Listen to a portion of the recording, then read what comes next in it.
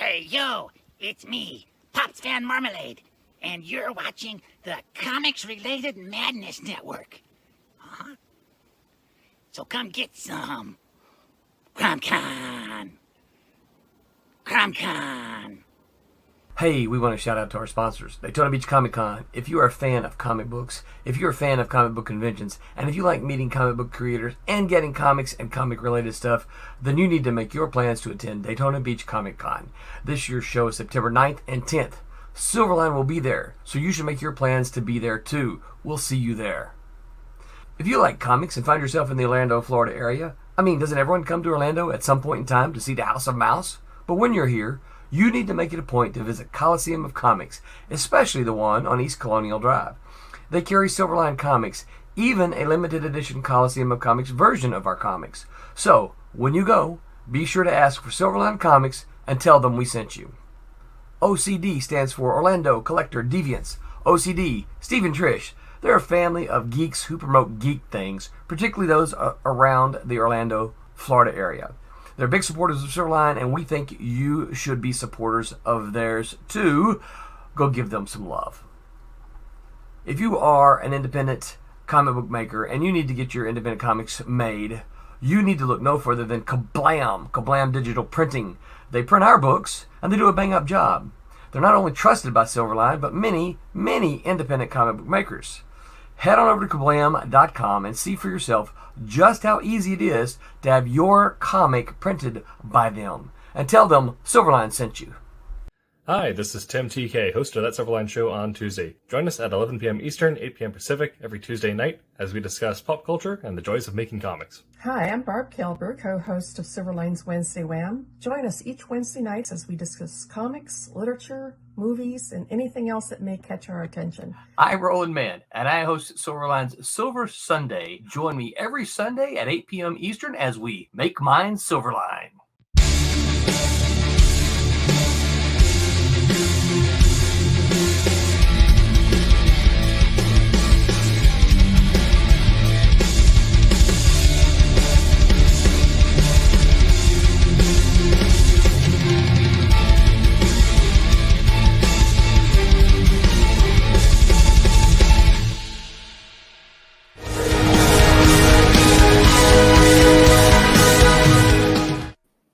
Hello, Internet, and welcome to That Silverline Show on Tuesday. I'm your host, Tim TK, and I'm joined as always by David Rios. Hello. And tonight we're talking about literature as comics, or comics as literature. Talking about more of the literary style stories that will get told through the medium. It's not all just capes. And of course, we'll probably get into a discussion, my personal opinion, that you can still tell a literary style story with a cape character. But we'll probably, for the most part, keep it around what your English teacher describes as literature as opposed to genre. But before we get into that, we do have some housekeeping. We are currently running our Kickstarter, but our funding round for Silverline Team number 2. You can head on over to fundmycomic.com, look up Silverline Comics or Silverline Team Up, and you'll be able to find us there. We are currently 85% raised in 9 days. 9 days left to go. Or 85% raised in 9 days, 20 days to go.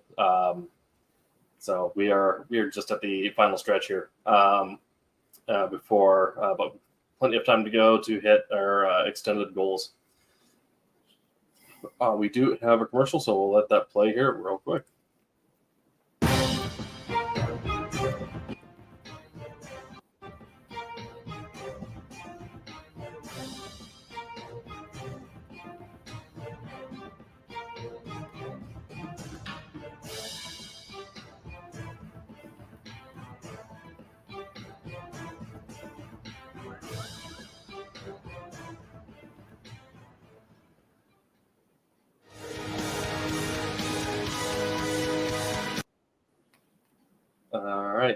So this is our ongoing with several variant covers and original art still available. If you wish to back on a higher level, you can get unique commissions, interior pages. Some have already sold out, but others are still available. and make sure to get some work by our resident Brett Peter Clinton before the 4th of July, because after that he's no longer allowed to work. Yes. As I said, these are all already completed comics. Oh, thanks, Bob. Well, we'll do that next week. We mostly deal with audio listeners anyway, so I'm sure all they heard was just music without anything. Speaking of which, if you're an audio listener and you listen to us on any podcast service after the fact, head on over to Silverline Comics YouTube or Twitch channel. Follow us, get notified when you go live, and you can be part of the chat like Pops Fans is right now. So like I said, these are already complete comics. You're not funding a pipe dream. You are just placing a pre-purchase order before it goes to print, essentially. This funding like this just allows us to do it a little more smoothly. So there is that. And we'll get into tonight's topic. Cassisi Harris and Jose Fuentes are both unable to join us tonight, so we wish them the best, and hopefully they'll be back with us next week. But so David and I will keep it strong, and we might get joined by another member of the Silverline family. We'll see if anyone wants to pop on. Okay, so tonight's topic, I guess getting lost in the sauce here, breaking decorum. David, our icebreaker, since last Tuesday, what have you played, read, watched, listened to? What media have you taken in? Let's see. The following the X-Men 97 stuff. Been reading some of the Fall of X stuff. Just a few things here and there, mostly work. Yeah, no games, nothing really exciting. So that is fair. Kind of boring.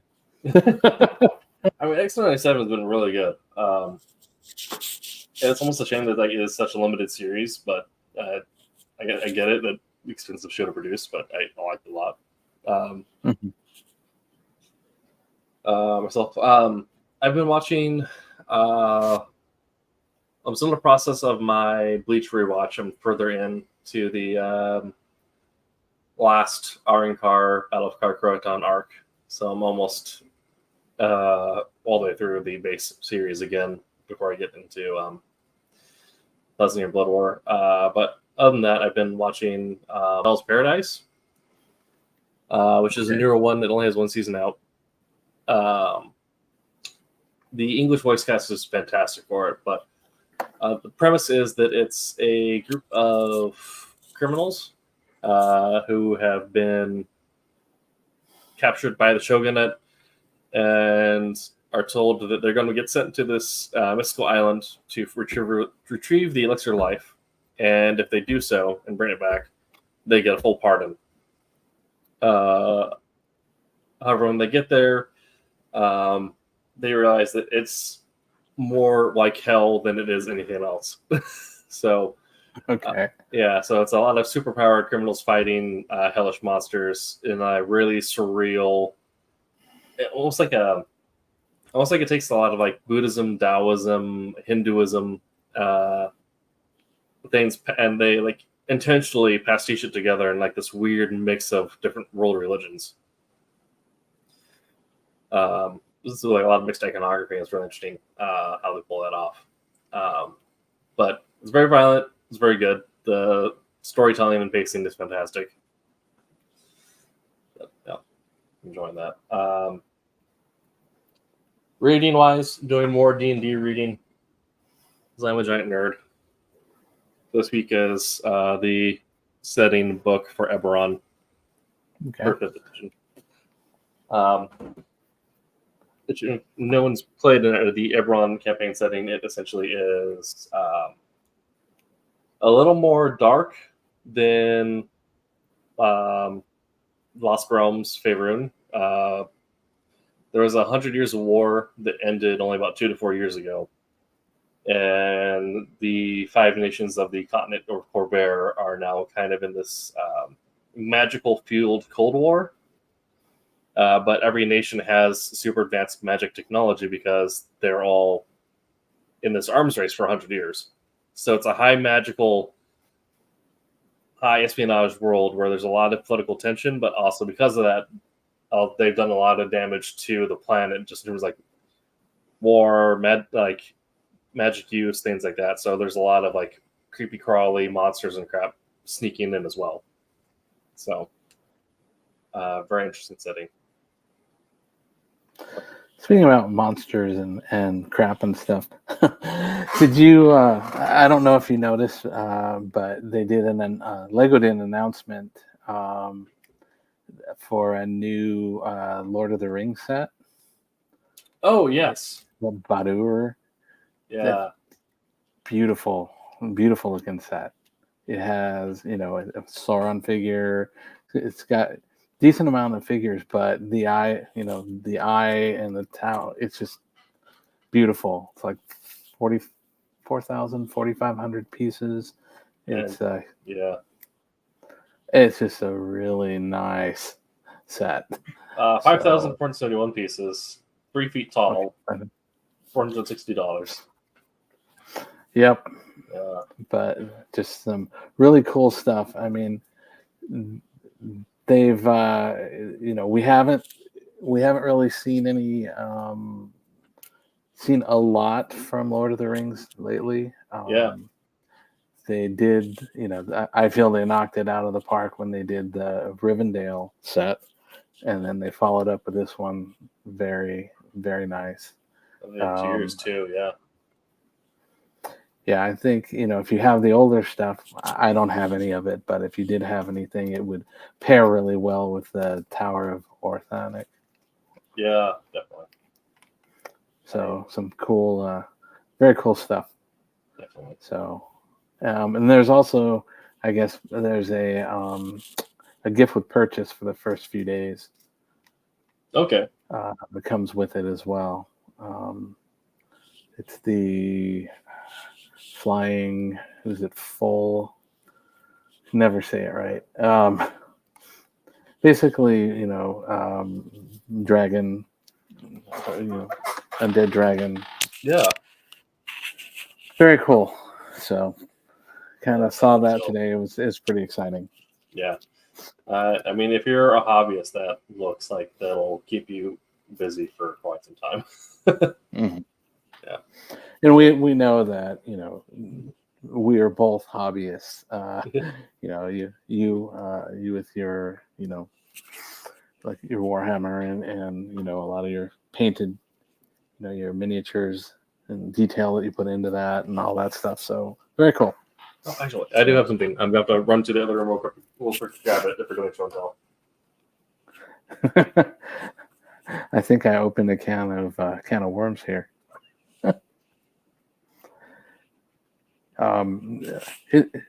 He shared some stuff with us, off screen and all that. He's done some really awesome work, with some painting of these and that. So, it's going to be very good to see, what you're going to do with this set you're showing us. Yes. So it's not real great, but I did manage to pick up the Banshee Gundam from Unicorn while I was at the Japanese market the other day. Yeah. You switched gears on me. I thought you were... if it's just like another Warhammer thing I may not have ran up to grab it, but since we are both into Gunpla, I figured. Very true. Yeah. Very true. So awesome. You're gonna have lots of fun with that. You're gonna custom paint and add additional detail and stuff to it, or I don't know how much I'll do for custom paint. I might look in doing some LEDs or fluorescents to make it look like the destroy mode where it has the sparking stuff. Mm-hmm. Maybe actually get some red like fiber wire or something and do the crackling around the Gauss rifle or something. Okay, that sounds cool. Yeah. Okay. All right. Well, I've nerded out for a little bit today. Said at the top of the show, tonight's topic is about literary storytelling through comics. So I guess we'll set the stage here by talking about the difference between literature and genre. For those of you who have not gone through the dredges of a writing program where they make you write stuff that is literature, but in the creative writing world, there is a kind of fine line distinction. Well, there's a broad line distinction between what's considered genre and literature. Genre work is anything that is fantasy, science fiction, or a combination thereof, or gets too lost exploring non-real settings.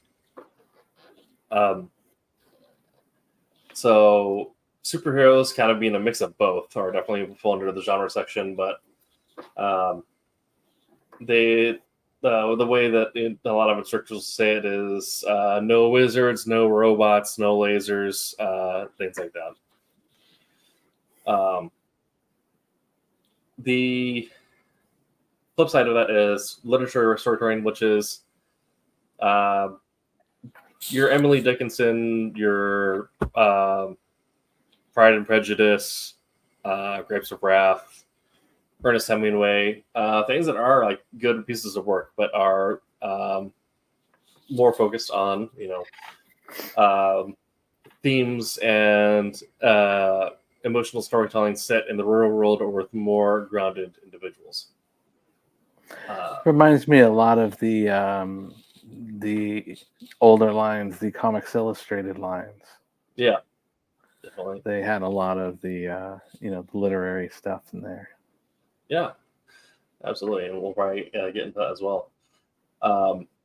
To kind of combat that from the go before we get too deep into it, we're going to talk about maybe focusing more on storytelling without your traditional cape characters, because in my opinion, that you can still tell literary stories in a fantasy or science fiction setting, or even with a cape character. I think the main thing that makes a story like a truly literary experience is if it does do almost like a study of human emotion and response. Thinking about like Johnny Got His Gun or The Old Man and the Sea, things like that, where it's just taking a lot of time to explore a person's emotions in a setting as they're responding to a situation around them and developing some form of internal change. That internal change is the highlighted focus of the story. I do believe that things like, and we'll mention this as we go on, to pull on our previous example, Lord of the Rings, I believe is there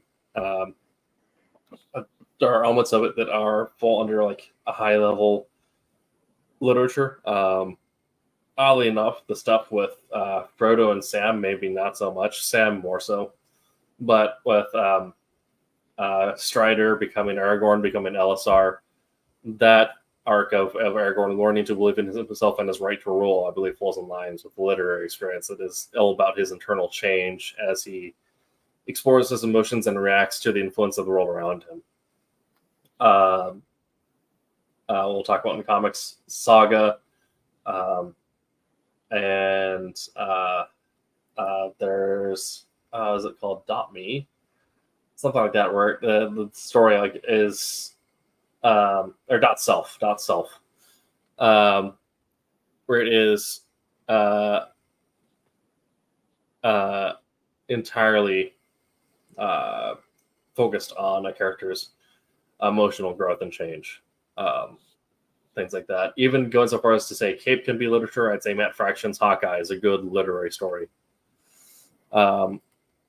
So things like that, I think, kind of debunk the idea that literature and genre can't coexist or aren't the same thing. Mm-hmm. But that's kind of being kind of high level talking from being an MFA writer. Like my head is 5 levels deep up my own butt. But David, as someone who's more on the art side of comics, working in coloring and that's anything for so long. but also someone who engages with media and reads. What has been on the consumer side of things? What has been your thoughts on the distinction between literary stories and genre? Is there much distinction at all for you, or is it just kind of something you think about in passing? There actually is, quite a bit. But I do realize, like you said, there's a lot of that crossover. A great example of that is like the Abraham Vampire Hunter and stuff like that, where it takes certain real events and then throws in the superhero or the tip the I don't want to say capes, but essentially Right. his kind of running around like that. Yeah. But then I also look at stuff that I find kind of real interesting. Like one of the things for me was the announcement casting for the new Beowulf movie. Yeah. With Jeff Bridges, Bryan Cranston, Dave Bautista. So I think there's some really cool things on there. So you're not talking your typical superhero or that type of thing, but you're sorry. No That one's something fell over. Sorry. But it's something that is very has a lot of those elements, but it's very literary and stuff. So I'm looking forward, to stuff like that. But that to me was kind of a good example of, we've seen it in the past. I know that they've remade Beowulf before, and I also, kind of pulling into that superhero type that also is kind of the basis for Matt Wagner's Grendel. The characters at Absolutely. least. Yeah. They took him in a whole different direction, but there was kind of that idea of that base that they started with and all that. So Yeah. And I'd say like Beowulf is actually just such a great example, because not only is it like a piece of like classic world mythology, but it's something that rides the line of like people consider great literature, or also it's kind of like one of the earliest pieces of genre storytelling coming from Europe, being an epic about Beowulf fighting Grendel in this continent-spanning adventure, essentially. But the way that has kind of set the ground for both more literary like retellings, where they try to retell Beowulf through it's kind of the idea of like dudes doing their own thing, and maybe they use a metaphor or an analog for Grendel, but then also the amount of times that it is actually fantastically retold.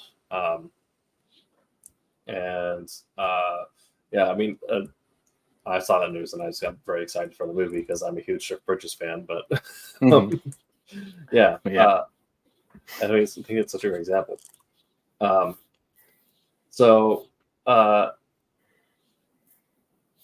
we kind of said here, is that what kind of serves as a distinction for literature is that it is this high focus on narrative. And I think there's a point where we could make some distinctions. I think some different Marvel properties would not, at this point, some properties by any publisher may not fall into the necessarily like a high narrative focus, especially Marvel, because of the way that for so long they were told with a art first kind of creation pattern, and that you'd have Stan Lee write out so many paragraphs of like telling Jack Kirby like Spider-Man does this, this, and this. Spider-Man does this, this, and this, and then afterwards they kind of put the storyline on afterwards. But then later you get onto something like the death of Gwen Stacy, and it is this very highly emotionally charged narrative experience where it is focusing a lot on the storyline and the story and the arching, point of Spider-Man doing that. And thank you for the DM, Don. We do have multiple people in our organization, so we won't be the ones seeing it, but I'm sure our social media manager will see your DM when they check in.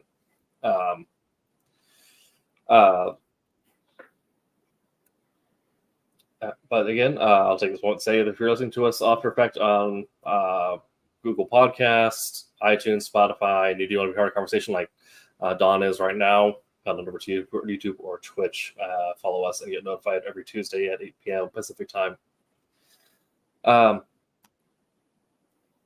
So, well, let's kind of segue into something else. Kind of going away from the more traditional. I mean, you have a personal experience in that. Is you're a wolf hunter. You're a wolf hunter, yeah. Well, I was going to say is but you can still see how taking the way that you will then construct the same idea of art and panels in a way that is narrative first does create a more literary experience. And I mean, I was essentially, speaking of a piece of literature, Murder on the Orient Express. It's murder mysteries kind of falls in this weird thing of like, is it literature, is it genre? No one really knows as long as it's not noir or Pulp Fiction. But I wanted to essentially take ideas from Murder on the Orient Express, Tinker Tailor Soldier Spy, and real events from World War II, and then dramatize it in a way that was entertaining. So for me, the way that the story like that becomes entertaining is if you make it more psychological and then ground it in an emotional reality, and that emotional reality happened to be a traumatic injury-induced PTSD. But I mean, everyone has had some. Well, if you want to get psychological about it, everyone has some sort of trauma. It's whether or not they've come to terms with it. But a lot of people have experienced a moment where they have had a life-altering trauma, where they recalculate most things about their life. Like, is this really, is this the path I'm doing? Is this worth it? This could be like a physical injury. It could be an emotional injury brought on by a relationship or even like work. I'm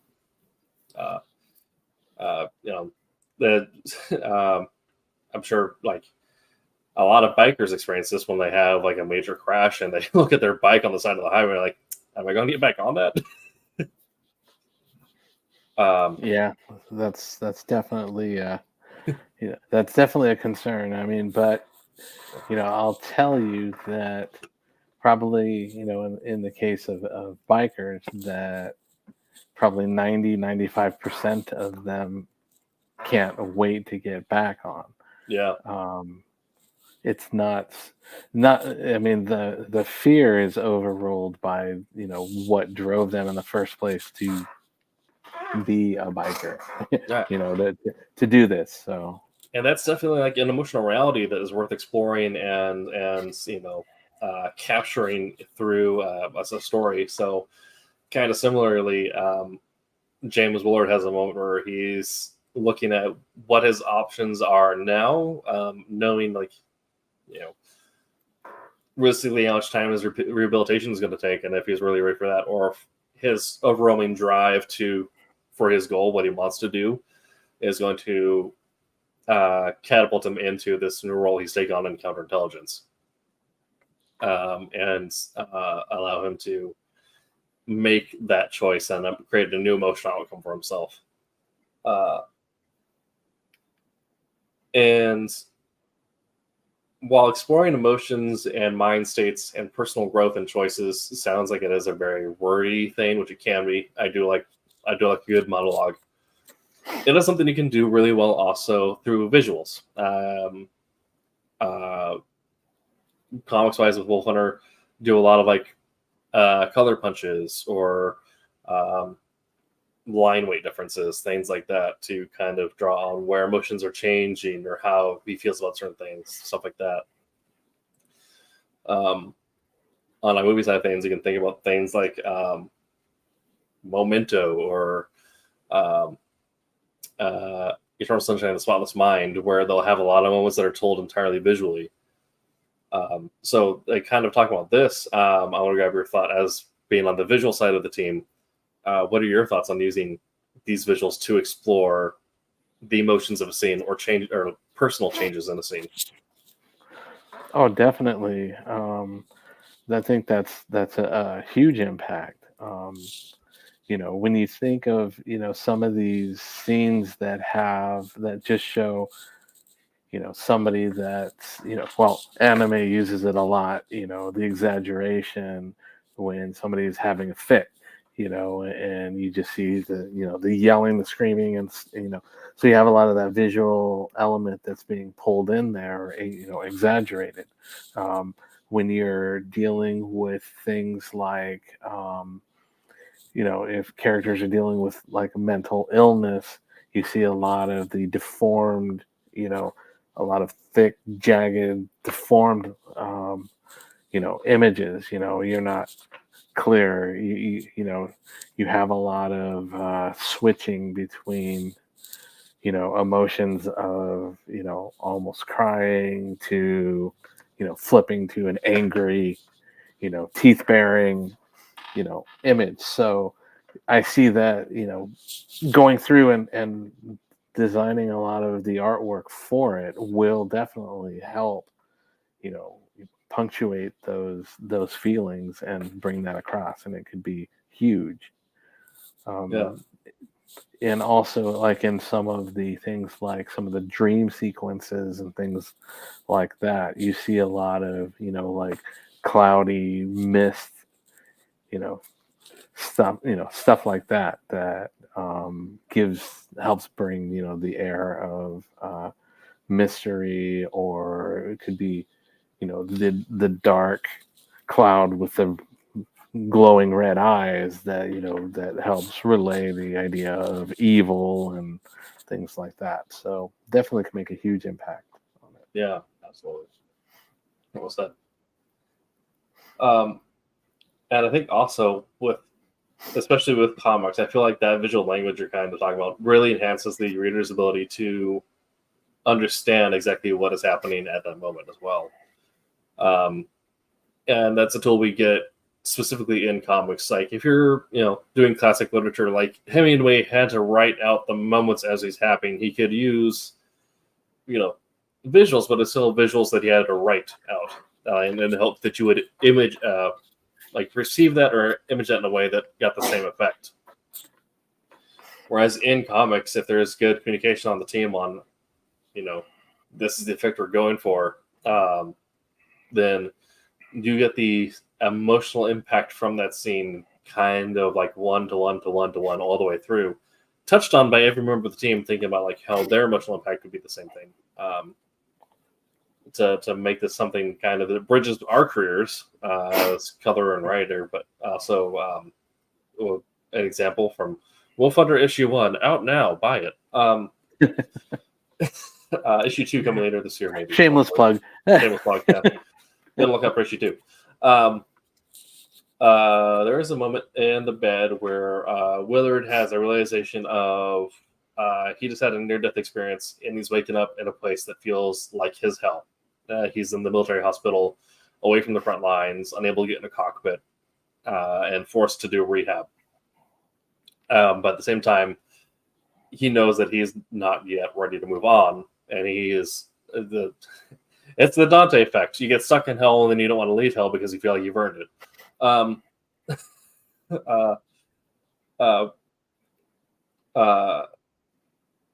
was talking more with Martin about it, and we're both fans of Euro comics, and this is something I've talked about before, but someone like, what exactly is happening in this moment, about why it's a silent panel just focusing on his face in the bed.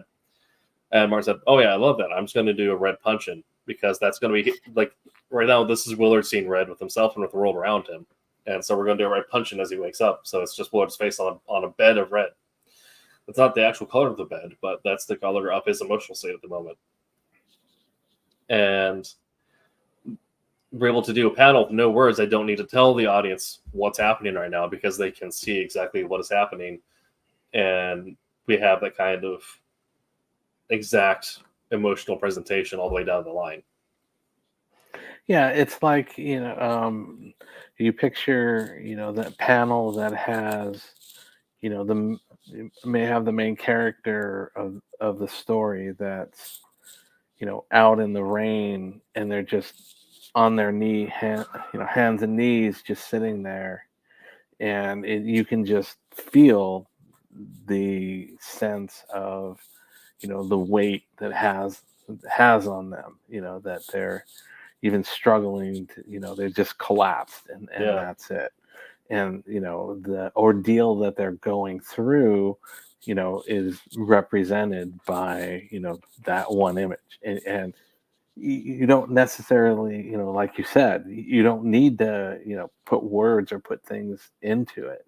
Just, if that is communicated, well by the writer, and the artist picks up that and draws the panel right, and the inker follows through, and the colorist, you don't want to put happy shiny shiny colors in that, so a lot of the the drab colors and stuff like that. So as the team goes along, if that's put through all across the board, then that can speak volumes without actually saying anything. So. Absolutely. I mean, kind of like really like put a point on that, like almost in a weird way, talking about a moment where happy shiny was put on an unhappy shiny moment, but in a way that serves the emotional storytelling really well. What might be like one of the most like absurd examples of genre maybe in comic storytelling is the second Suicide Squad movie. But then was with like Harley Quinn when she is going on a rampage, but the After Effects department has put in flowers and rainbows and cats and like bubblegum and all stuff. That's a moment where the visuals are in direct contrast to the storytelling, and on purpose, where it's you are seeing her emotional state while experiencing the narrative reality, and you're able to ground in the fact that it really grounds the idea that her emotional reality is not centered. She is not mentally in the same plane that she is physically. Mm-hmm. However, we get to a point where she essentially kills like one of the big bads.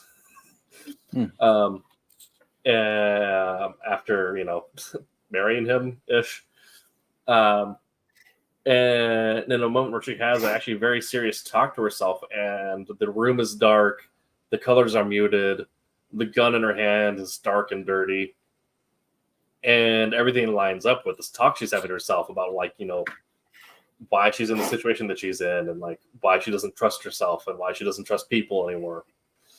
And you have this really like interesting character arc where you do see this emotional development and change through extreme uses and changes in the visual storytelling, as well as what's being written and read by the actress.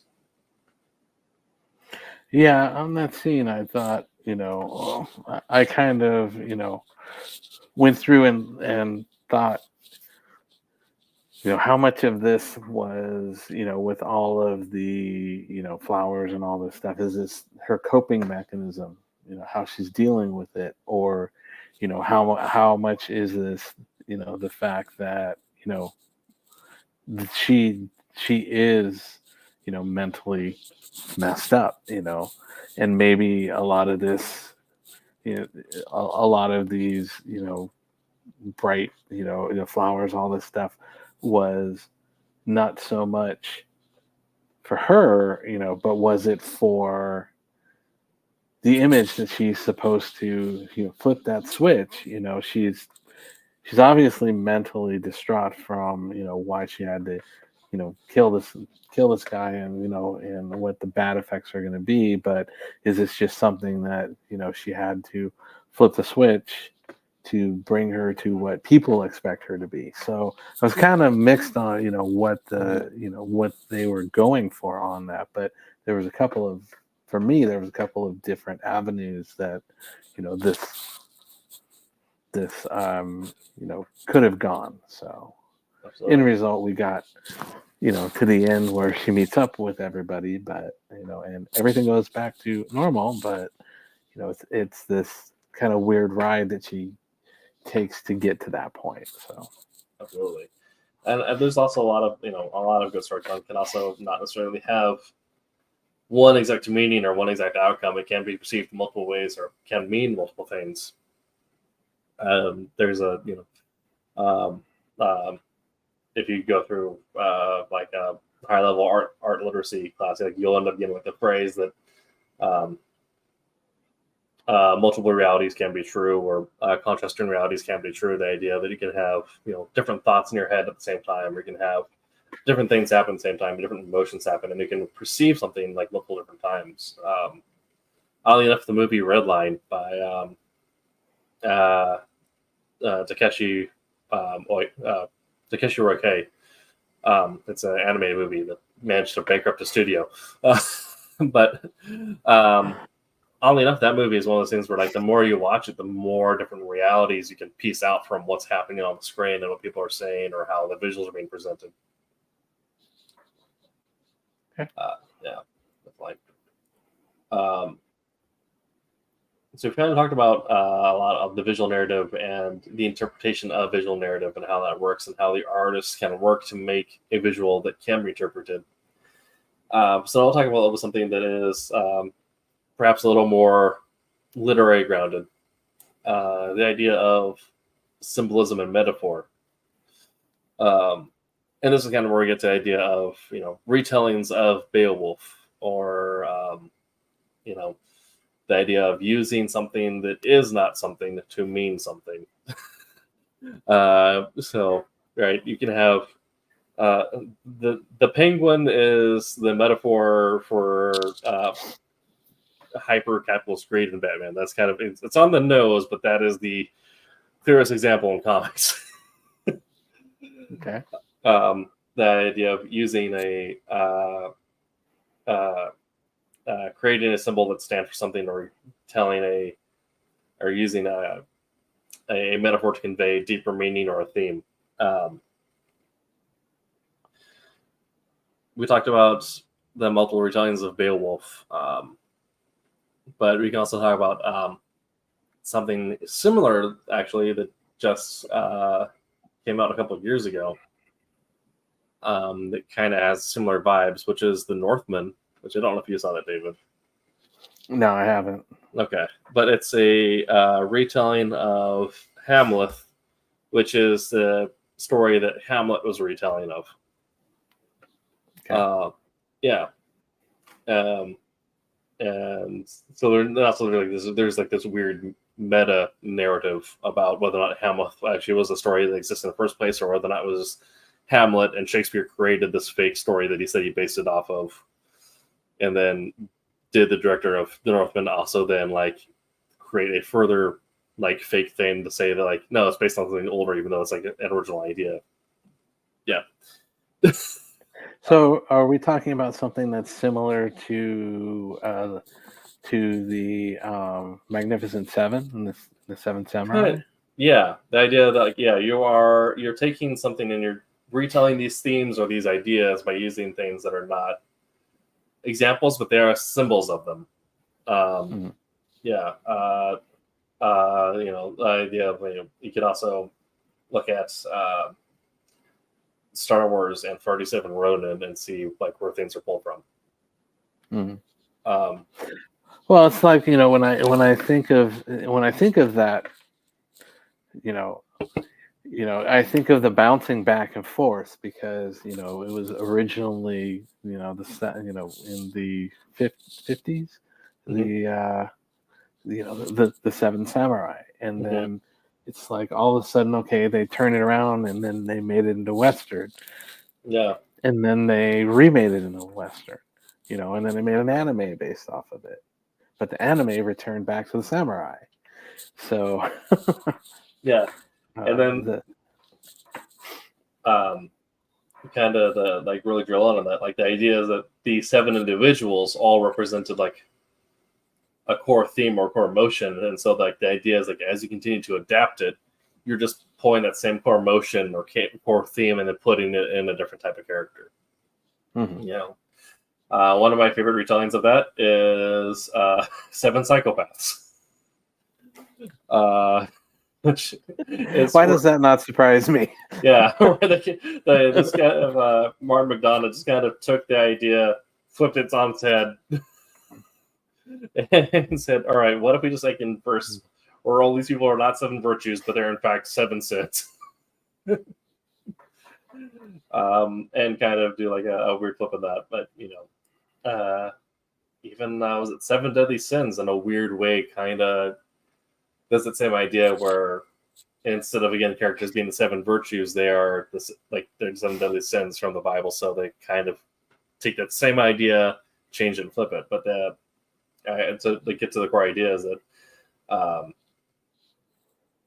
expressing themes through characters or through actions or through visuals, we can talk about the amount of metaphor and symbolism in Sandman. Everything stands for something. Oh yeah. Yeah. The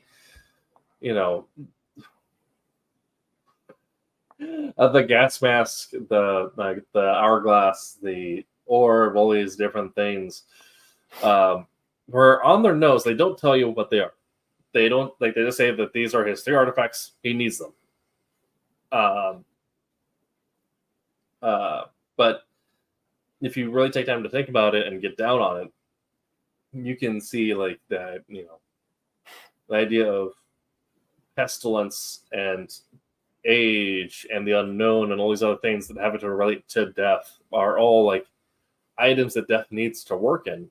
Like death works through time, he works through disease, he works through fear of the unknown, all this stuff. But they don't tell you that. They just kind of show you items that visually relate to those ideas. Mhm. I'm just thinking about Sandman and I kind of want to rewatch it.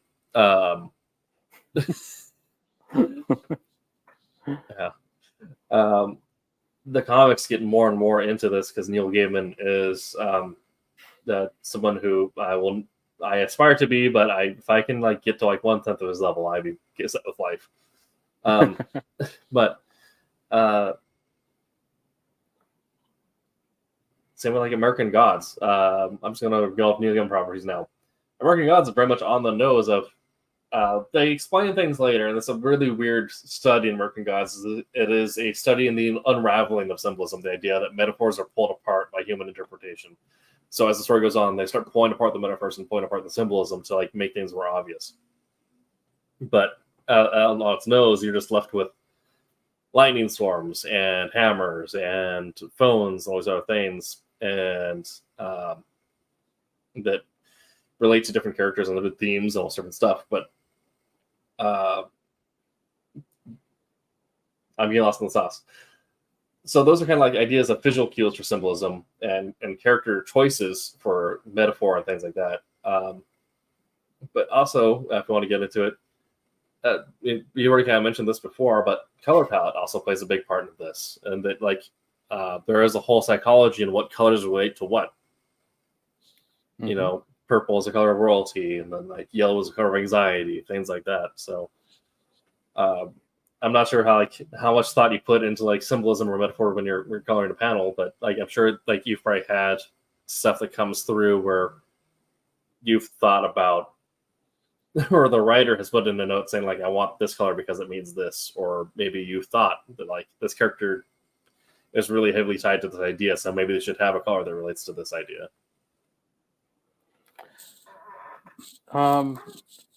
Not particularly tying, like an individual color. I may run into things like, palette of colors. So, maybe something, more earth based or something like that, depending on, what the feel of the book is and what they're dealing with. things, more muted colors, more vibrant colors, stuff like that. That does go into the thought, definitely, but Yeah.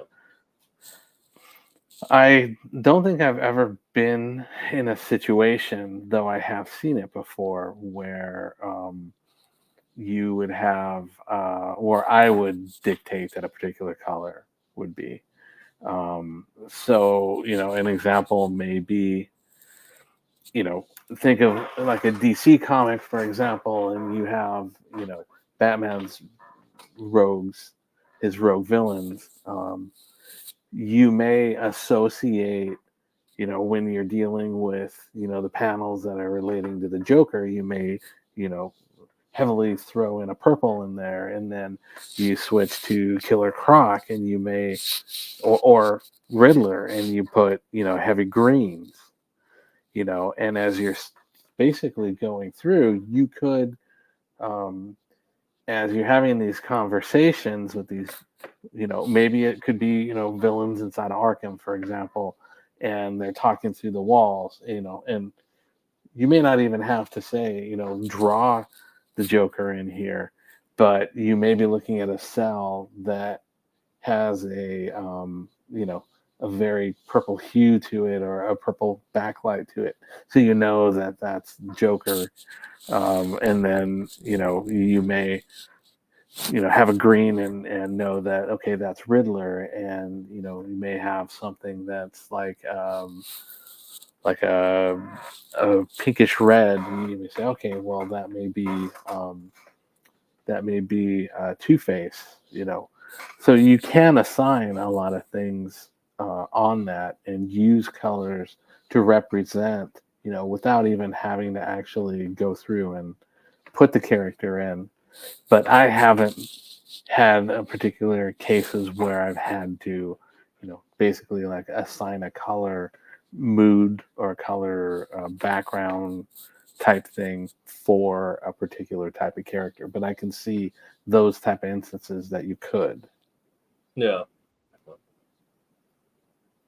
Kind of also getting back to metaphor. A lot of the times the metaphor can be told through inaction. The idea of like an outstretched hand is a moment where a character forgives someone, kind of idea where like you're showing something happen, using the visual to convey the emotional change, or saying like, that character overcoming something is standing for like this social force overcoming this social force. Kind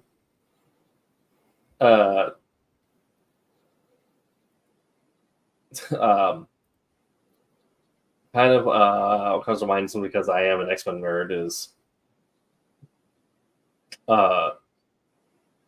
when Magneto became, I believe it was Joseph. But the amount of times where he chose himself to be floating where everyone else was not, the amount of times that he kind of always presented himself on the high ground. Because he was always seeing, particularly above humans, he was always saying, I'm a mutant, I'm always above you. So he did spend a lot of time. But even that carried across to, a lot of the mutants too. When he was always, his pitching of, come to, asteroid M, he's up in the air, and you've got things like the acolytes that are all boosting him, and so I kind of you see the acolytes, and I almost think of Ebony Maw, talking about the exalted Thanos. So you kind of got the acolytes doing the same thing and feeding Magneto's sense of godhood, that he has.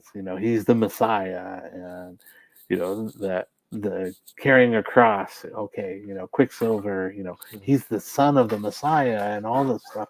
So from like you're talking about with the metaphors, I think that's a lot of why you saw a lot of the things where he was, up in the air, and floating there and controlling things, because he was always wanted to show that Messiah complex of, I'm higher than Well, everybody else. He liked that. And when he was Joseph, he's kind of the idea where he was always like reaching his down to grab like the like shake Wolverine or take off his hand or like do some other stuff, and kind of got to the idea of in Magneto's mind, it was very much a no, don't worry about it, I forgive you type situation. When everyone else is like, what are you doing, man? Like, and then when you get to the actual, I mean, we can talk about like exactly like the Messiah complex idea, and then you have Exodus at this time, who is an acolyte, and then decides to like, no, I'm going to grab my own people. We're going to become the Exodites reality. The idea of the name Exodus itself being the guy is like, we're leaving the Pharaoh. We don't suffer false gods. We're going to chill on our own. And then you've got the opportunist, the Fabian Cortez, mixed in with that as well.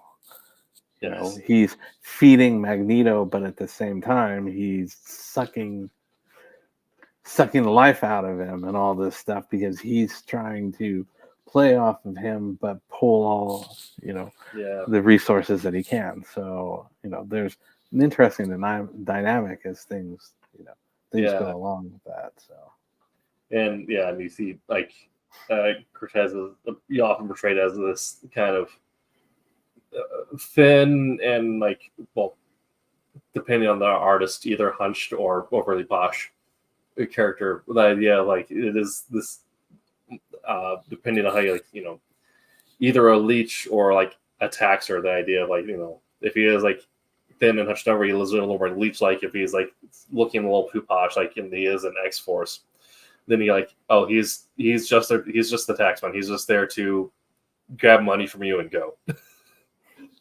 Or grab power from you and go. But then you get to things like Magneto and the X-Men and House of X and some other things where it appears that Magneto has actually made especially after Axis, moments where Magneto has like seemed to make a genuine choice to be more of a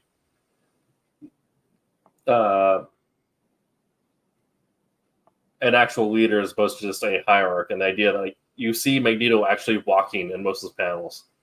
That also, every time that he works with X-Men, he just gets incredibly more jacked each time, and I'm not sure why that was the choice that was made, but I'm here for it. But the moments where Magneto decides to kind of walk at the head of the group as opposed to floating above them, and you kind of notice where you can tell where Magneto's personality is and how committed he is to the people he's with based on his actual elevation in relation to the ground. Yeah, that's why in a lot of the the Fall of X or House of X stuff, you see a lot of him. You're not used to him being part of the team. Yeah.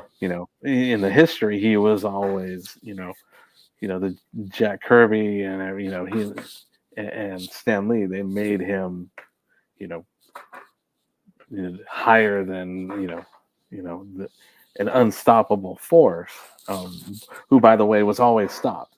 But he was always like, he was annoying, he was arrogant, he was all this stuff.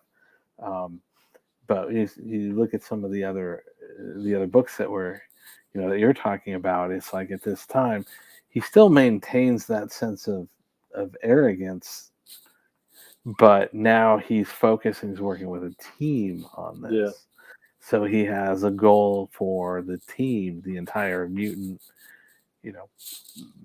race and everything. So that I thought was interesting.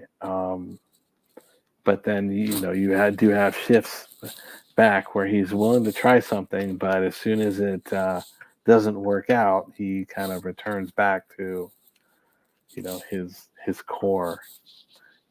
Yeah. So Okay. And the kind of last little point we're going to hit here, after our last 30 minutes or so, we kind of mentioned that literary storytelling, what sets literary storytelling apart is the fact that it is a focus on an emotion or personal change or some sort of emotional change.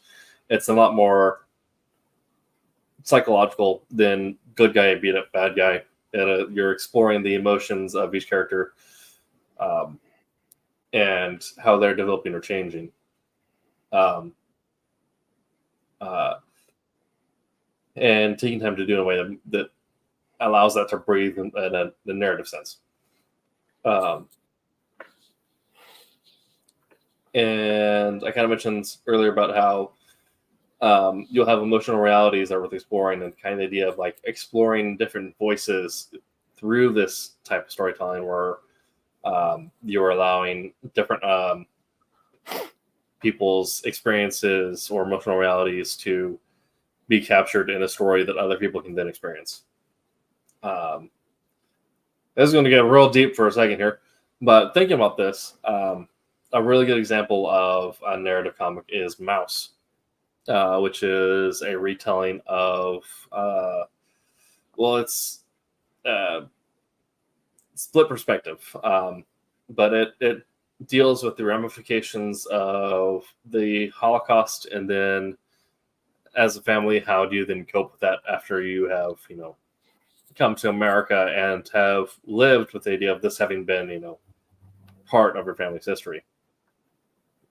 And it deals with the father's experience living through the Holocaust and living in Poland and Germany during this time, being sent to a concentration camp, and then eventually being liberated, and then cutting with the son's perspective of knowing that this is who your father is now. This is like the emotional toil that this has on him and your mother, and what that means for you and your family and your kids that you're having, and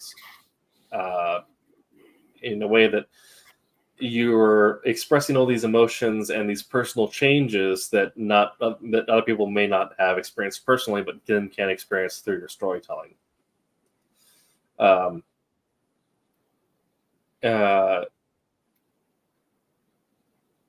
That's probably the darkest way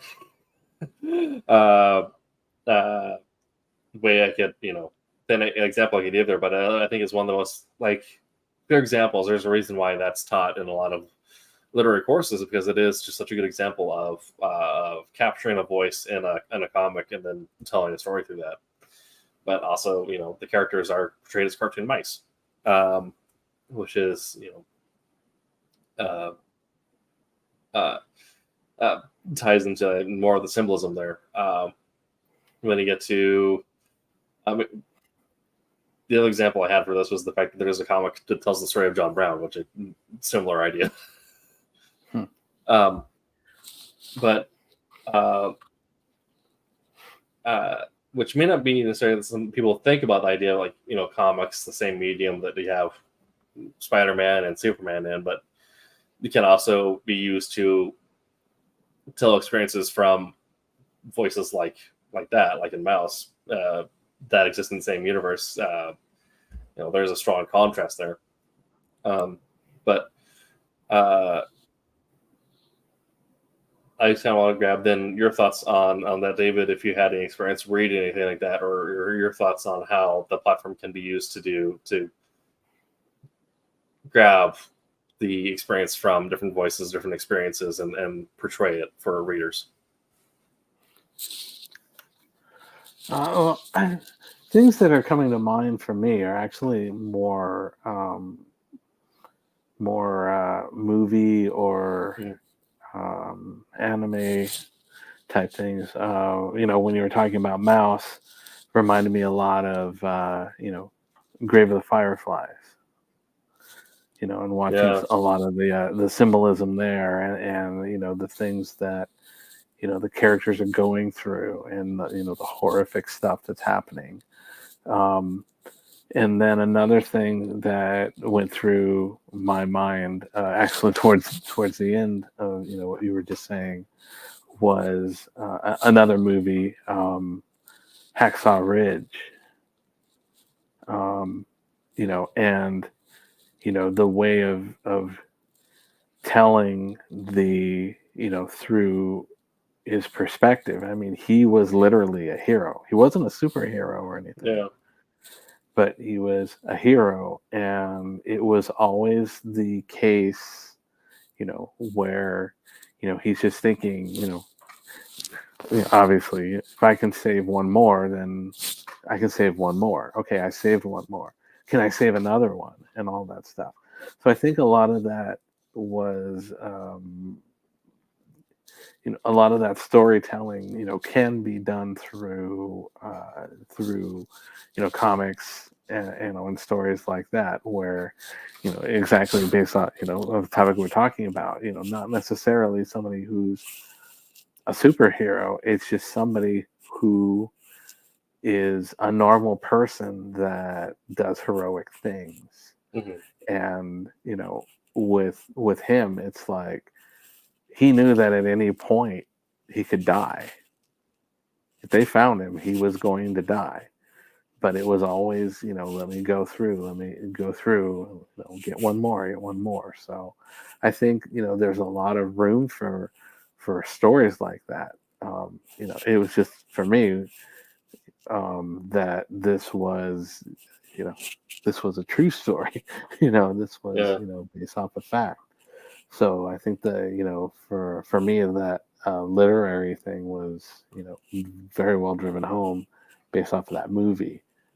And so I think, like I said, I think there's a lot of potential for bringing in stories like that and communicating stories of heroes, but not necessarily superheroes. Yeah. And, overcoming things. But also the other take from that movie was, he had defined with himself a boundary, and his boundary was no guns. He wasn't going to shoot anybody. He didn't want to carry a weapon or anything, so he stuck to that. So I think there's some good potential out there for stories, literary stories based off of things like that. Definitely. Okay. Well, this has been us talking about literary comics. We are still running our Kickstarter, or it's going to take a while to get used to that. Our Fund My Comic. Yeah. Head on over to fundmycomic.com, look up some of my comics, go ahead and get yourself a pre-order. It's going on for 20 more days. If you are listening to us on any podcast service around the world and want to join the conversation live like others have today, head on over to our Facebook, YouTube, or Twitch. Follow us there and get notified when we go live every Tuesday at 8 p.m. Pacific time and join in the conversation. Next week, we are going to be back talking about slice of life comics. So similarly, kind of not touching on it for a little while now, but talking about more so comics and possibly manga that deal more so with just daily life, not necessarily big over the top things or like heavy emotional themes, but things more like the lines of High School Rumble, a few other things like that. Your Archie and Jughead. Your Jughead, yeah. For a couple issues there, the Visions was interesting. Yeah. So I'll be talking about stuff like that. Make sure to check out Wednesday Wham and Silver Sunday, 8 p.m. Eastern Time on those specific days. But until next time. Gotta get my thing here. There you go. Yeah. Make mine Silverline. Make mine Silverline. Hi, I'm Chris Ulm. I'm the former editor-in-chief of Malibu Comics. Make mine Silverline.